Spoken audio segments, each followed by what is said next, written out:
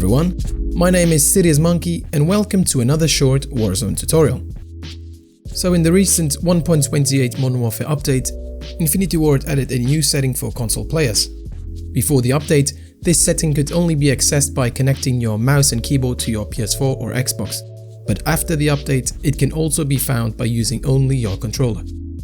All you need to do is press the options or start button on your controller and scroll down to the weapons section until you find Armor Plate Behavior.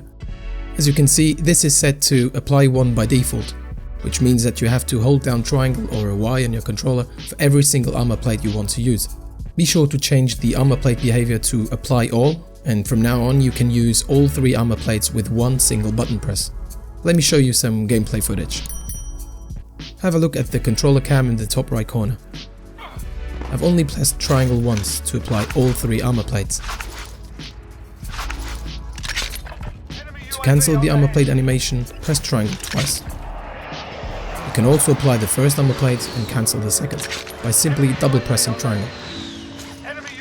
You see, this gives you quite an advantage, as you can now run around or run away from an opponent while shielding at the same time.